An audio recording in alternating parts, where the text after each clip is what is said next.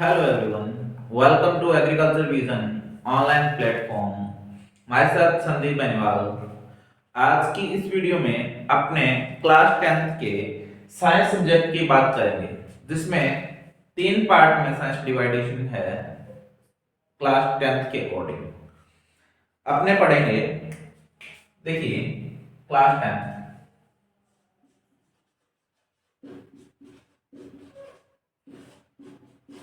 Science.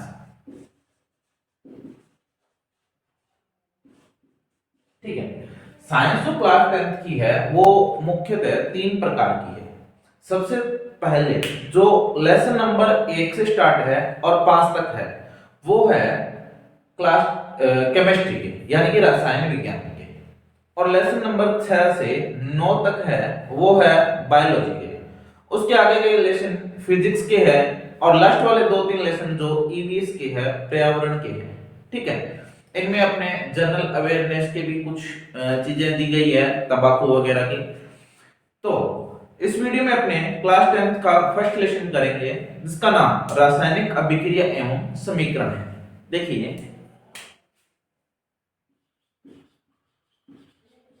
अध्याय first,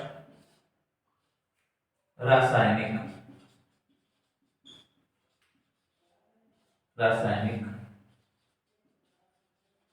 अभिक्रियाएं एवं समीकरण, ये इस लेसन का नाम है। यदि अपने इंग्लिश में बात करें तो जो रासायनिक अभिक्रिया होती है उसको बोलते हैं केमिकल रिएक्शन। क्या बोलते हैं? Chemical reaction. बात करते हैं सबसे पहले रासायनिक समीकरण की, सॉरी रासायनिक अभिक्रिया की।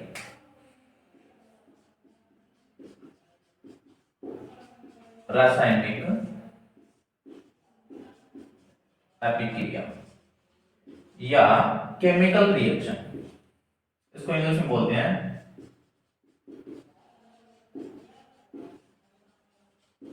Chemical reaction. देखिए क्या होती है केमिकल रिएक्शन। जब भी कोई भी चीज किसी दूसरी चीज से अभिक्रिया करती है, ठीक है, या उसके साथ मिलती है और उसका संयोग होता है, जुड़कर या टूटकर कोई नई चीज बनाती है। कोई भी चीज है वो दूसरी चीज के साथ जुड़कर या खुद टूटकर एक नई चीज बनाती है, उसको बोलते हैं रासायनिक अभिक्रिया। अपने पिछली कक्षाओं में, छोटी कक्षाओं में पढ़ा था कि श्वसन एक रासायनिक क्रिया है।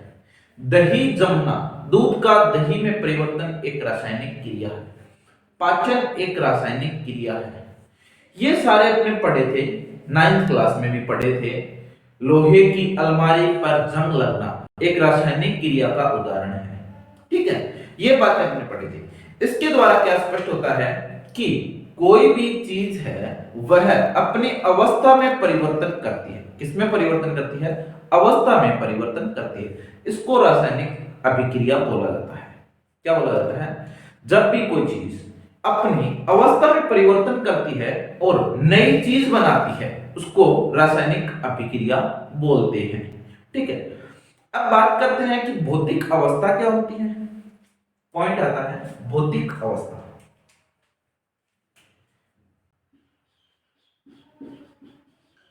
भौतिक अवस्था,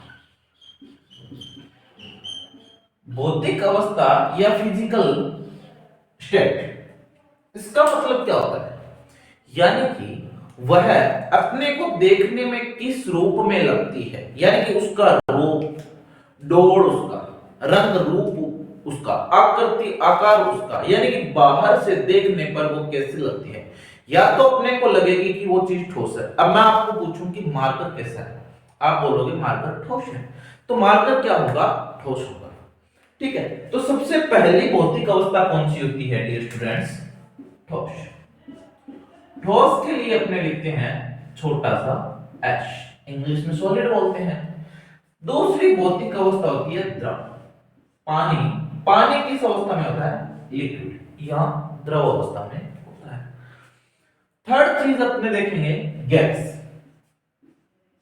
गैस होता है, गैस को अपने किससे लिखते हैं? स्मॉल जी से लिखते हैं। इसके बाद में एक होता है जलीय विलयन, यानी कि वो जल में अच्छे रूप से घुला हुआ है, उसको अपने अलग नहीं कर सकते, इसको एक्वस से लिखते हैं, एक क्यू से लिखा जाता है। ठीक है, इसके बाद में अपने बात करते हैं कि रासायनिक अभिक्रिया को। रासायनिक अभिक्रिया का उदाहरण लिखते हैं, लोहे पर जंग लगना, दूध का दही में परिवर्तन। रासायनिक क्रिया जब होती है भौतिक चेंज में, एक रासायनिक चेंज है, केमिकल चेंजेस और फिजिकल चेंजेस। केमिकल चेंजेस या रासायनिक अभिक्रिया जब होती है तो उसको वापस उसको सुधारा नहीं जा सकता, यानी कि एक बार दूध से यदि दही बन गया तो दोबारा दूध बनना पॉसिबल नहीं है। छोटी क्लासों में ये पढ़ते हैं। इसके बाद अगला नाम है अपना रासायनिक अभिक्रिया, रासायनिक समीकरण। रासायनिक समीकरण, केमिकल इक्वेशन।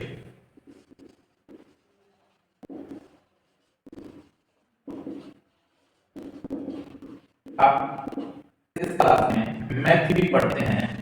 आपने मैथ में कुछ समीकरणें पढ़ी होगी, 2x plus 2x equal to 3। बताइए इसकी वैल्यू क्या होगी? इस प्रकार की कुछ समीकरणें हमें 10th क्लास में पढ़ते हैं। इनको ये होता है ना, समीकरण दी गई है, नीचे दी गई समीकरण, यानी कि जो भी रासायनिक अभिक्रिया हुई है, जो भी रासायनिक अभिक्रिया हुई है, उस रासायनिक अभिक्रिया को प्रतीक के रूप में लिखना क्या कहलाता है? रासायनिक समीकरण कहलाती है। यानी कि शब्दों को प्रतीकों के रूप में लिखना रासायनिक समीकरण कहलाती है, फॉर्मूले के रूप में लिखना। जैसे लोहे पे जंग लगना, लोहे पे जंग लगने की अभिक्रिया अपने किस प्रकार से लिखते हैं डियर स्टूडेंट? लोहे का फॉर्मूला होता है Fe प्लस पानी का फॉर्मूला होता है H2O। ठीक है, इसको अपने इस प्रकार से ये बनता है Fe3O4 प्लस H2। ये बनेगा, क्या बनेगा? Fe लोहा अभिक्रिया करेगा पानी के साथ और Fe2 लोहे का ऑक्साइड बनेगा प्लस हाइड्रोजन गैस बनेगी। ठीक है, ये अभिक्रिया होगी। अब इस अभिक्रिया के अपने क्या लेते हैं डियर स्टूडेंट? भौतिक अवस्थाएं लेते हैं। क्या लेते हैं? भौतिक अवस्था। देखिए लोहा कैसा होता है? लोहा होता है। इसके बाद जो हाइड्रोजन और ऑक्सीजन, इसका जो संयुग्म है H2O, इसको बोलते हैं जल। परंतु ये जो जल है वो नमी के रूप में है, मॉइस्चर के रूप में है, इसलिए क्या होगा? लिक्विड नहीं होगा और ये होगा गैस के फॉर्मेट में। लिक्विड हमेशा जल लिक्विड में है, परंतु जब भी गैस के फॉर्मेट में आएगा तो क्या होगा? जी गैस के फॉर्मेट, जी नमी के फॉर्मेट। लोहे पे जंग लगा हुआ भूरा भूरा काट आया और लोहा ठोस ही होगा, वो द्रव थोड़ी होता है। इसको भी क्या बोलते हैं बेटा? सॉलिड बोलते हैं। हाइड्रोजन, हाइड्रोजन क्या होगी? गैस होगी। ठीक है, अब ये थी बातें। अब कुछ चीजें अपने पढ़ते हैं कि जो चीजें अभिक्रिया में भाग लेती है, जो चीजें अभिक्रिया में भाग लेती है, इनको बोलते हैं अभिकारक। क्या बोलते हैं डियर स्टूडेंट्स? अभिकारक बोलते हैं। ठीक है, और जो चीज अभिक्रिया के दौरान बनती है, कोई नई चीज बन रही है, उसको अपने बोलते हैं उत्पाद या प्रोडक्ट। ठीक है, क्या बोलेंगे? उत्पाद बोलेंगे या प्रोडक्ट बोलेंगे। जो भी अभिक्रिया में भाग लेते हैं उनको अभिकारक बोलते हैं, और जो अभिक्रिया के बाद में बनते हैं उनको उत्पाद बोला जाता है। अब बात करते हैं कि अभिकारक यदि दो या दो से ज्यादा है, अभिकारक यदि दो या दो से ज्यादा है तो बीच में प्लस का निशान लगाते हैं। इसी प्रकार उत्पाद भी यदि दो या दो से ज्यादा है तो इनके बीच भी क्या लगाते हैं डियर स्टूडेंट? प्लस का निशान लगाते हैं। और अभिकारक व उत्पाद दोनों के बीच में तीर का निशान लगाया जाता है, जो अपने को अभिक्रिया होने की दिशा बताता है। कि ये इस दिशा से इस दिशा में हो रही है, यानी कि तीर के इधर वाले तो अभिकारक है, इधर वाले क्या है, उत्पाद है। अब आता है ये भौतिक जो दशा होती है, भौतिक अवस्था होती है, वो कोष्टक में नीचे स्मॉल अक्षरों में दर्शाई जाती है। अब बात करते हैं कि कुछ यदि जानकारी बच भी जाए और वो अभिक्रिया में यूज हो रही है तो उसको अपने तीर के ऊपर या नीचे लिख सकते हैं। जैसे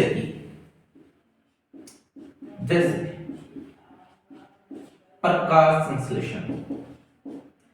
जानते हैं प्रकाश संश्लेषण क्या होता है? यानी कि जो पौधों के लिए भोजन बनता है उस अभिक्रिया को प्रकाश संश्लेषण बोलते हैं। प्रकाश संश्लेषण की अभिक्रिया में क्या होता है? CO2 होता है। कहां से लेते हैं? वातावरण से। इसको बोलते हैं कार्बन डाइऑक्साइड प्लस इसको बोलते हैं वाटर, जल। या कहां से लेते हैं? जड़ों के द्वारा। और ये क्या बनेगा? क्लोरोफिल। क्लोरोफिल क्या होता है? हरित लवक होता है। इसको हिंदी में क्या बोलते हैं? हरित लवक बोलते हैं। हरित लवक पौधों में उपस्थित होता है, इसी कारण पौधे की पत्तियां हरे रंग की होती है। इसके नीचे अपने क्या लिखेंगे? सनलाइट या सूर्य का प्रकाश। क्या लिखेंगे? सूर्य का प्रकाश। ठीक है। सनलाइट की प्रेजेंस में क्या होगा? ये अपना भोजन बनाता है। ये जरूरी जानकारियां हैं, वो अपने यहां भी लिख सकते हैं। बनेगा क्या? C6H12 और 6 क्या बनेगा? ग्लूकोज, यानी कि पौधों का भोजन।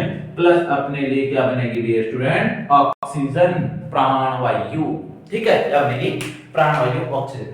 ये यहाँ पे अपने ऐसे प्रकार से लिख सकते हैं। ठीक है। महत्वपूर्ण जानकारी को तीर के ऊपर या नीचे भी दर्शाया जा सकता है। इसके बाद में ये हो गया जनरल इंट्रोडक्शन इसके बारे में। क्या हो गया? आपने क्या पढ़ा? रासायनिक अभिक्रिया क्या होती है, रासायनिक समीकरण क्या होती है, भौतिक अवस्था क्या होती है, इसको किस प्रकार से लिखा जाता है, रासायनिक समीकरण को किस प्रकार से लिखा जाता है, ये सारी जानकारियां आपने पढ़ ली। ये हुआ इंट्रोडक्शन की बात कंप्लीट कि इस पार्ट का मेन मोटिव क्या है। इन दोनों ना, रासायनिक अभिक्रिया और रासायनिक समीकरण, केमिकल रिएक्शन, केमिकल रिएक्शन, ये दोनों आपने डिस्क्राइब कर लिए, ये दोनों पढ़ लिए। ये है डियर स्टूडेंट प्रकाश संश्लेषण की अभिक्रिया। अब एक छोटी सी इसकी विपरीत अभिक्रिया आपको बता देता हूं। इसके विपरीत की अभिक्रिया है श्वसन की अभिक्रिया। कौन सी? श्वसन। जस्ट इसके विपरीत अभिक्रिया है श्वसन। जो अपने सांस लेते हैं, सांस लेते हैं, अपना भोजन होता है C6H12O6। कौन सा होता है? ग्लूकोज। ये अपना डियर स्टूडेंट भोजन होता है। प्लस O2 अपने प्राण वायु लेते हैं, सांस अंदर लेते हैं। इसके बाद ये क्या बनता है? CO2 जो कार्बन डाइऑक्साइड अपने बाहर निकालते हैं, प्लस H2O प्लस एनर्जी, या हिंदी में लिख सकते हो ऊर्जा। यही होता है। अब ये इतनी बात हो गई। ठीक है। अब एक बात करते हैं, जल्दी से इसको नोट डाउन कीजिए और या वीडियो को रोककर वीडियो का स्क्रीनशॉट लीजिए, फिर आराम से तसल्ली से अपने नोट्स बनाइए। सभी स्टूडेंट के पास कॉपी पेन जरूर होना चाहिए। उसके बाद अपने पढ़ेंगे, लेसन को स्टार्ट करेंगे। अभी तो जनरल इंट्रोडक्शन हुआ है, जल्दी से नोट कीजिए, 5 सेकंड का आपके पास टाइम है।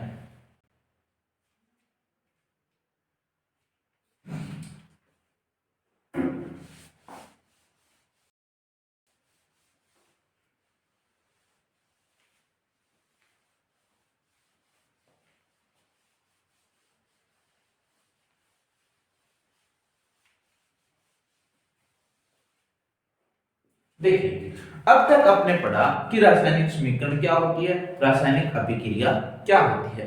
अब इसके बाद अपने पढ़ेंगे कि जो रासायनिक अपने समीकरण लिखी थी किस प्रकार की थी, उसको पढ़ते हैं।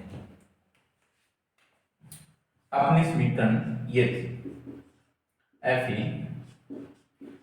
प्लस H2 क्या बन रहा था? Fe3O4 प्लस H2 ये बन रहा था। ठीक है, ये अपनी अभिक्रिया थी। क्या अभिक्रिया में जितने तत्व भाग ले रहे हैं उतने ही तत्व बन रहे हैं क्या? कोई भी यदि अपने काम करते हैं, देखिए अपने एक शिकंजी बनाते हैं, शिकंजी बनाते हैं, जितना पानी, चीनी, उसमें नमक, नींबू डालते हैं उतनी ही तो क्वांटिटी में बनती है, या कम या ज्यादा क्वांटिटी में बनती है। 1 लीटर पानी लिया था 5 लीटर शिकंजी बन गई, या 5 लीटर पानी लिया था 1 लीटर शिकंजी बनी, ऐसा नहीं होता है। जितना अपने क्वांटिटी में लेते हैं उतनी मात्रा में शिकंजी बनती है। इसी प्रकार यहां होता है कि जितने भी चीज अभिकारक होंगे उतनी ही मात्रा में क्या होने चाहिए? उत्पाद होने चाहिए। यहां आपने देखते हैं ध्यान से कि देखिए आयरन यहां कितने थे? 1 था, बन कितने गए? 3। ये पॉसिबल नहीं हो सकता। इसके लिए अपने क्या करेंगे? इसको संतुलित करेंगे, यानी कि इसके सभी परमाणुओं की संख्या को बराबर करेंगे।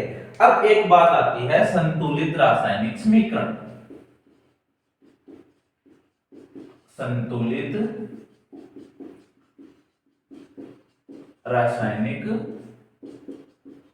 समीकरण यानी कि बैलेंस्ड केमिकल इक्वेशन। कैसे करते हैं संतुलित? देखिए अपने पहले एक विधि पढ़ेंगे, उसका नाम है हिट एंड ट्रायल विधि। इसके बाद में अपने कुछ अभिक्रियाओं का एग्जांपल लेके सीधा ही समझेंगे, सीधा डायरेक्ट किस प्रकार से संतुलित किया जा सकता है। देखिए dear students, hit and trial विधि, विधि का नाम लिखते हैं हिट एंड ट्रायल विधि। हिट एंड ट्रायल विधि डियर स्टूडेंट्स, इसमें अपने क्या पढ़ेंगे? हिट एंड ट्रायल विधि से अभिक्रिया को, कोई भी अभिक्रिया को संतुलित करने के लिए कुछ स्टेप होते हैं, कुछ चरण होते हैं, कुछ पद होते हैं। पहले ऐसे करेंगे, फिर ऐसे करेंगे, फिर ऐसे करेंगे, फिर ऐसे करेंगे, इस प्रकार से होती है। देखिए इसका चरण पहला लिखते हैं अपने, चरण फर्स्ट। फर्स्ट चरण में अपने क्या लिखेंगे? देखिए ये बोलता है कि अभिकारकों व उत्पादों को बॉक्स में बंद करते हैं। क्या करेंगे? बंद करते हैं। किस प्रकार से? ये अपनी अभिक्रिया है Fe plus H2O Fe3O4 plus H2। क्या करेंगे डियर स्टूडेंट्स? सभी को मिठाई के बॉक्स में बंद कर देंगे। ठीक है, ये भी बंद कर दी अपने। इसके बाद में क्या करेंगे? चरण नंबर 2, सेकंड चरण आता है, चरण 2। अपनी सुविधा के लिए, अपनी सुविधा के लिए नहीं, सबसे पहले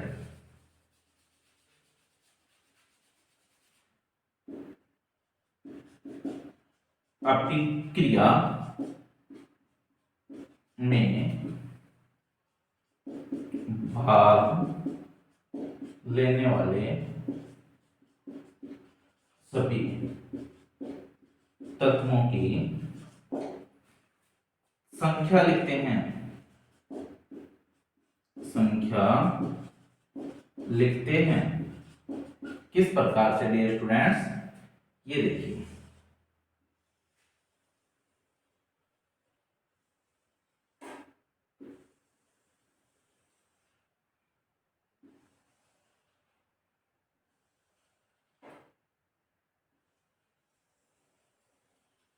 ये देखिए यहां लिखते हैं तत्व का नाम, यहां लिखते हैं अभिकारकों में संख्या, यहां लिखते हैं उत्पादों में संख्या। देखिए तत्व का नाम अपने लिखते हैं आयरन। ये अभिकारक में कितनी संख्या है स्टूडेंट्स? 1। उत्पाद में कितनी संख्या है? 3। सेकंड तत्व लिखते हैं हाइड्रोजन। अभिकारक में कितनी संख्या है स्टूडेंट्स? 2। उत्पाद में 2। थर्ड लिखते हैं ऑक्सीजन। अभिकारक में 1 और उत्पाद में 4। अब आते हैं अपने स्टेप नंबर 3 पे।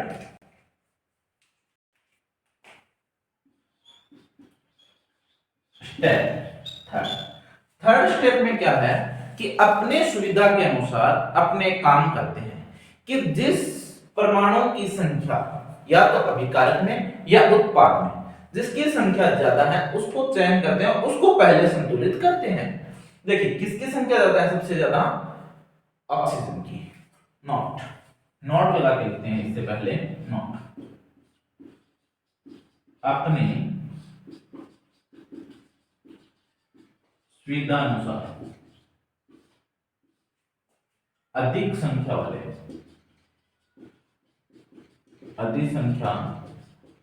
वाले परमाणु को पहले संतुलित करते हैं।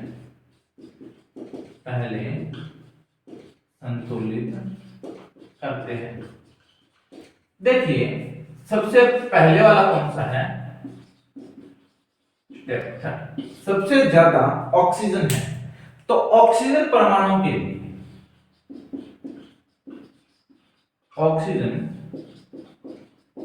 परमाणु को संतुलित करने के लिए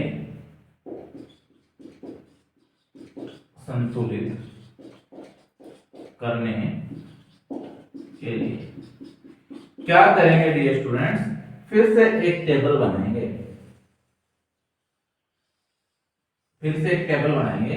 जिसमें क्या लिखेंगे?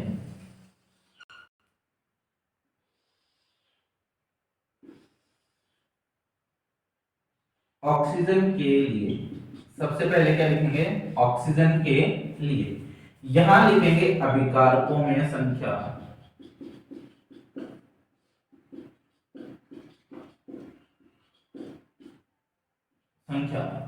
यहां लिखेंगे उत्पादों में संख्या। देखिए सबसे पहले पॉइंट लिखेंगे कि प्रारंभ में अभिकारकों में ऑक्सीजन की संख्या कितनी थी डियर स्टूडेंट्स? 1। ऑक्सीजन की कितनी थी? 1। किसमें थी? H2O में। इसके बाद में उत्पादों में देखते हैं कितनी है? 4। किसमें? Fe3O4 में। ठीक है। अब देखते हैं संतुलित करने के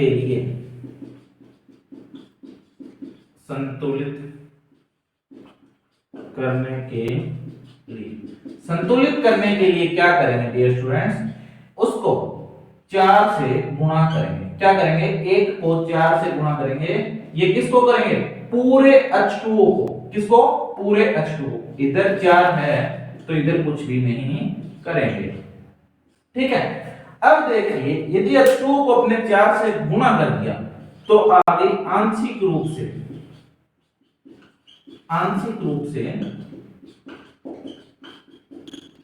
संतुलित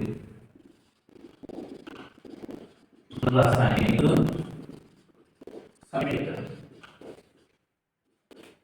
देखिए क्या होगी? Fe के साथ हमने कुछ नहीं लिखा प्लस H2O को क्या लिखा? 4 मल्टीप्लाई प्लस 4H2O। इसके साथ क्या बना? Fe3O4 बना प्लस H2 बना। ये अपने अभिक्रिया।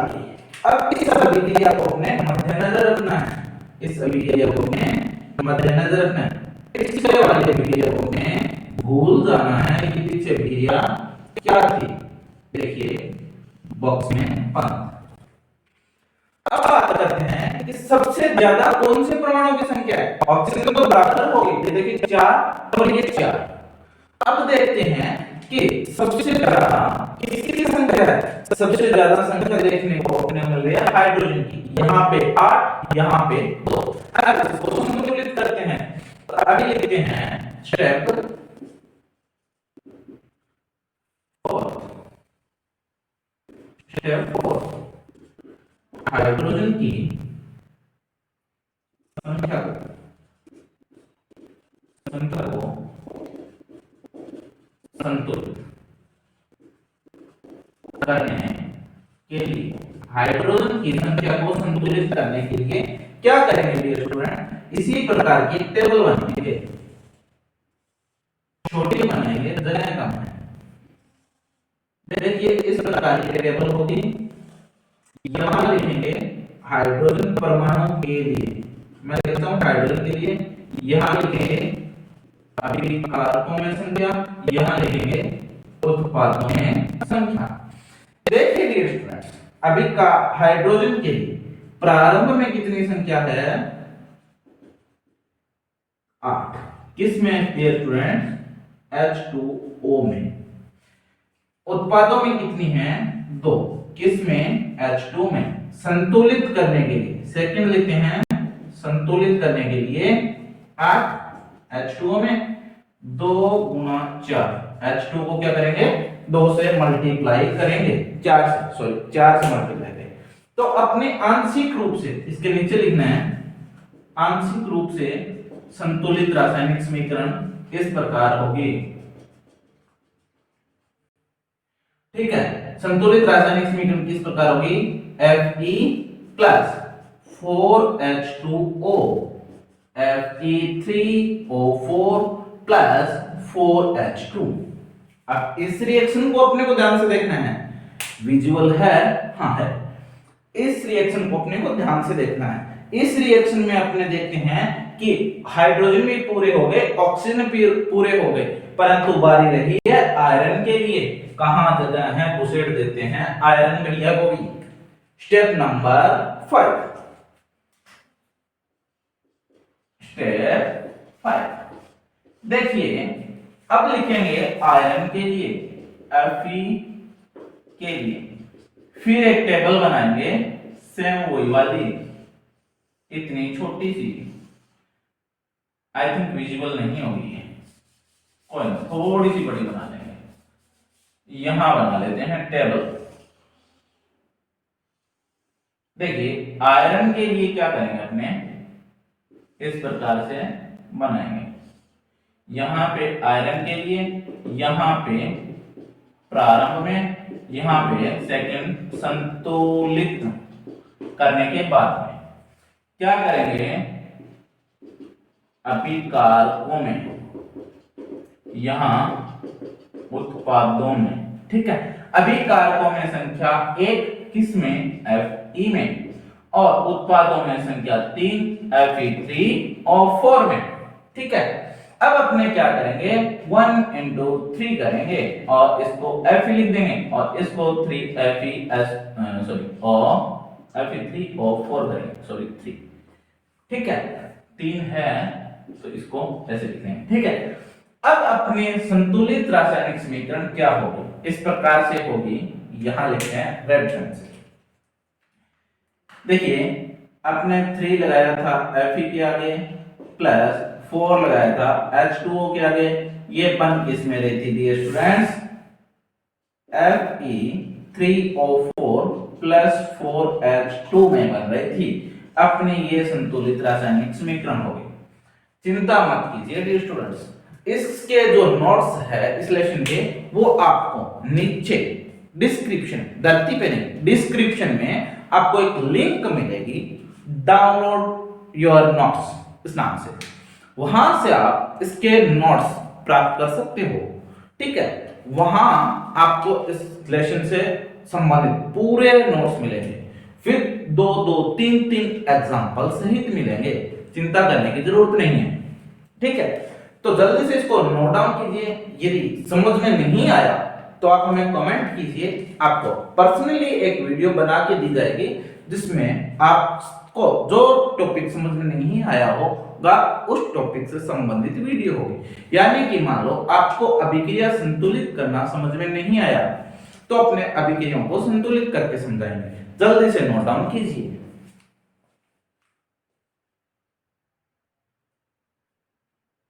ओके, अब चलते हैं अपने आगे। देखिए क्लीन अप करते हैं, उसके बाद में अपने पढ़ेंगे जो रासायनिक अभिक्रिया संतुलित हो गई, उसको तो संतुलित रासायनिक समीकरण कह दिया। और ये जो रासायनिक अभिक्रियाओं को संतुलित किया जाता है, ये किया जाता है किसके आधार पर? द्रव्यमान संरक्षण के नियम के आधार पर इसको संतुलित किया जाता है।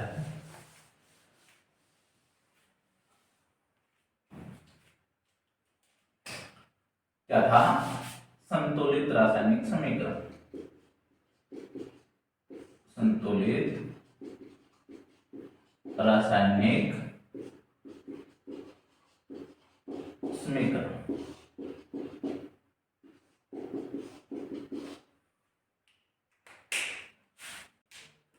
समीकरण को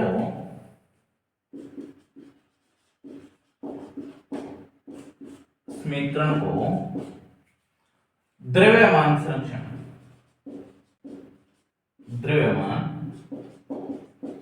संरक्षण के नियम के आधार पर, नियम के आधार पर संतुलित किया जाता है।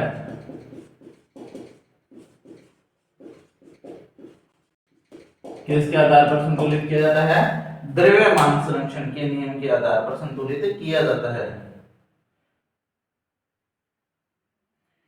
इसके बाद में अपने कुछ और चीज पढ़ते हैं कि जो अभिक्रिया संतुलित नहीं होती है उसको बोलते हैं कंकाली समीकरण या ढांचा समीकरण। देखिए, असंतुलित रासायनिक समीकरण, असंतुलित रासायनिक समीकरणों को अपने क्या बोलेंगे? कंकाली समीकरण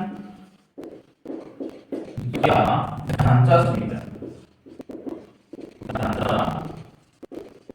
समीकरण क्या बोलेंगे? कंकाली समीकरण या ढांचा समीकरण बोला जाता है जो अभिक्रिया संतुलित नहीं होती है उसको।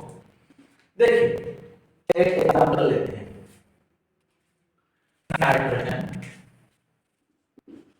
प्लस हाइड्रोजन क्या बनेगा? अमोनिया। देखिए, इसका नाम होता है अमोनिया, अपने नाम ही लिखेंगे साथ में, क्या नाम है? अमोनिया। क्या यह अभिक्रिया आपको संतुलित नजर आ रही है? नो। क्यों? इसमें नाइट्रोजन की संख्या 2, इसमें 1, हाइड्रोजन की संख्या 2, इसमें 1। ये अभिक्रिया संतुलित नहीं है। इसको संतुलित करने के लिए हमें क्या करेंगे? नाइट्रोजन की संख्या 2, यहाँ पे 1, तो यहाँ पे 2 लगा दो। नाइट्रोजन की संख्या 2, यहाँ पे 2, यहाँ पे हाइड्रोजन की संख्या 2, यहाँ पे 6, यहाँ पे 3 लगा दो। 3 गुना 6। कभी भी नीचे पैरों में यहाँ छेड़छाड़ नहीं करेंगे, कभी भी, नहीं तो दूर बढ़ सकते हैं छेड़छाड़ करने पर। इसके बाद में अपने बात करते हैं, सीधे दिमाग में गोली मारेंगे, माथे में गोली मारेंगे। और यहाँ पे नाइट्रोजन के बिल्कुल सामने लगाया, हाइड्रोजन के बिल्कुल सामने लगाया। कभी भी यदि हाइड्रोजन की संख्या यहाँ पूरी करनी आ जाए तो ऐसा नहीं है कि यहाँ पे अपने गुरुआ या पंजा लगा दे, बिल्कुल कदापि नहीं करना है। आपको ये हो जाएगा गलत आपका। इसलिए आपको सिर्फ फॉर्मूले के सामने कुछ लिखना है, जो भी आपको जोड़ना है। आप घटा नहीं सकते, परमाणुओं की संख्या को कम नहीं किया जा सकता, आप बढ़ा के ही उसको संतुलित कर सकते हैं। कितना करेंगे? अब ये अभिक्रिया क्या होगी? संतुलित रासायनिक समीकरण है। अब अपने कुछ और अभिक्रिया को और देखते हैं। Fe2 नहीं, ये देखें, FeSO4। देखिए क्या अभिक्रिया है? Fe2O3 plus SO2 plus SO3। देखिए इस अभिक्रिया में क्या हो रहा है? आयरन कितने हैं डियर स्टूडेंट्स? एक, यहाँ कितने हैं? 2। तो आपको काम करना है, यहाँ 2 लगाना है। देखिए अब आयरन कितने हैं? 2। यहाँ कितने हैं? 2। अब देखिए सल्फर कितने हैं? ये संख्या इसके साथ भी काउंट होगी, ये संख्या इसके साथ भी काउंट होगी, ये संख्या इसके साथ भी काउंट होगी। ये अब देखिए सल्फर कितने हैं? कितने हैं? 2। यहाँ कितने हैं? 1 और एक 2 कंप्लीट। अब देखिए ऑक्सीजन कितने हैं, ना तो आपको ये बताना कि 2 है, ना आपको बताना 4 है, ना आपको 4 के साथ 2 को जोड़ के बताना। इन दोनों को करेंगे गुणा। क्या करेंगे बेटा, गुणा करेंगे। गुणा करने पर क्या आएगा, ऑक्सीजन की संख्या है 8, यहां देखिए 3, यहां देखिए 2 5, यहां देखिए 3 8, ये भी संतुलित है। अब अगली अभिक्रिया लिखते हैं।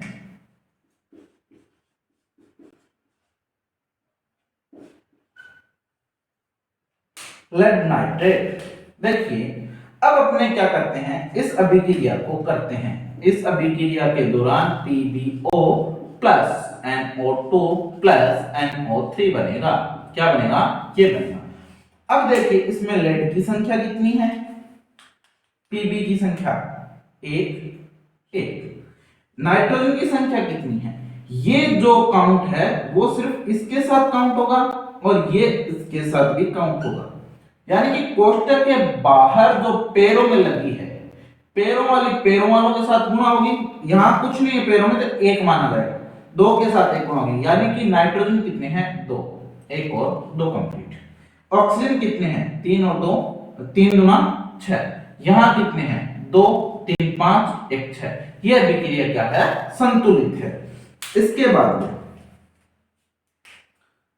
C प्लस O2 CO2 ये है। इसमें देखिए इसको बोलते हैं कार्बन का दहन। ये अभिक्रिया किसकी है, कार्बन का दहन। ये कार्बन के दहन की अभिक्रिया है। अब इसको क्या बोलते हैं डियर स्टूडेंट्स, ये देखिए कार्बन 1 ऑक्सीजन 2 कंप्लीट। अब एक अभिक्रिया देखते हैं आपके सिलेबस की, Mg प्लस O2 MgO। यह है मैग्नीशियम का दहन। क्या है, मैग्नीशियम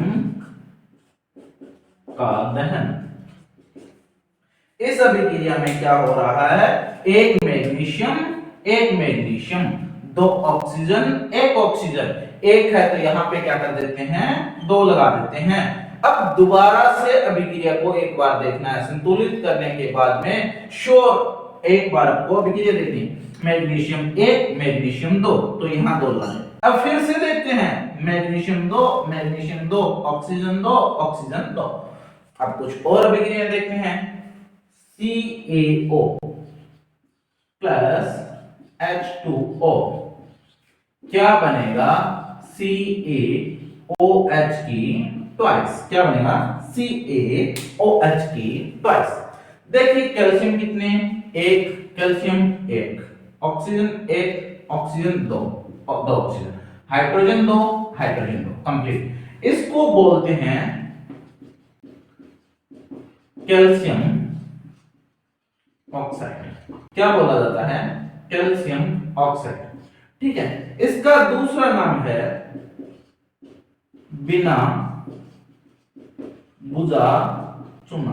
क्या नाम है इसका, बिना बुझा चूना। इसको तो जानते हैं वाटर या पानी।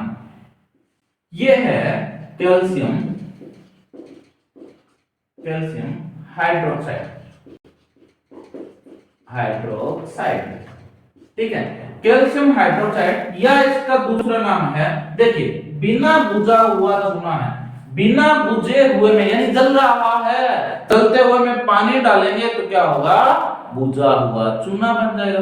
अरे भाई आग जल रही है उसमें पानी डाल देंगे तो बुझ जाएगी आग। यही है बिना बुझा हुआ चूना से किसका निर्माण होता है, बुझा हुआ चूना। अब फॉर्मूला पूछेगा कि बिना बुझा हुआ चूना या बुझा हुआ चूना का सूत्र लिखिए, तो आपको ये सूत्र लिखना है। अब एक अभिक्रिया और पढ़ लेते हैं, कौन से वाली,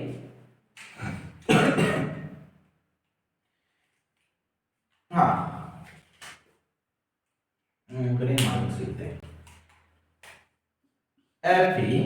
FeSO4 प्लस AlCl3 क्या बनेगा, FeCl2 प्लस Al2SO4 की 28। ये क्यों बना, Al2 SO4 की थाइस। ये क्यों बनी, ये अभी अपने समझेंगे कि ये क्यों बना। पहले इसको संतुलित करते हैं। देखिए आयरन की संख्या कितनी, 1, आयरन की संख्या कितनी, 1, SO4 की संख्या कितनी, 1, SO4 की संख्या कितनी, 3 लगा दो, आयरन के आगे भी 3 लगा दो। आयरन की संख्या 3, आयरन की संख्या 3, SO4 की संख्या 3, SO4 की संख्या 3, Al की संख्या 1, Al की संख्या 2, यहां पे 2 लगा दो। Al की संख्या 2, Al की संख्या 2, Cl की संख्या 6, Cl की संख्या 3 गुना 6। तो यह अभिक्रिया है संतुलित। एक और देख लेते हैं, कौन सी देखें, H2 प्लस Cl2 HCl, इसको बोलते हैं हाइड्रोक्लोरिक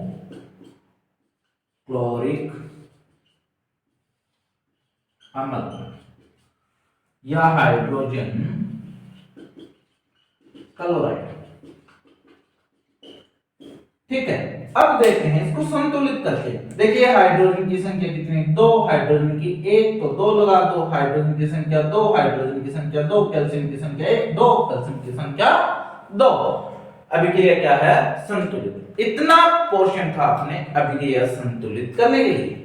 जल्दी से इसको नोट डाउन कीजिए। इसके आगे अपने पढ़ेंगे अभिक्रियाओं के प्रकार, फिर अपना लेसन होगा कंप्लीट। सिर्फ 10-11 प्रकार है, जल्दी जल्दी विद एग्जांपल अपने उनको पढ़ेंगे। या तो अभिक्रिया को संतुलित करने में से आपसे प्रश्न पूछा जाएगा, या इसके साथ ही आपको अभिक्रिया के प्रकार के बारे में प्रश्न पूछा जाएगा। जल्दी से सीखेंगे, बहुत अच्छे से सीखेंगे, याद करेंगे, सारी चीजों को याद करेंगे, समझेंगे। मैं गारंटी लेता हूं इस लेसन में से कोई भी आपका नंबर नहीं कटेगा, एक नंबर भी, एक सिंगल नंबर भी आपका नहीं कटेगा। ठीक है, जल्दी से इसको नोट डाउन कीजिए।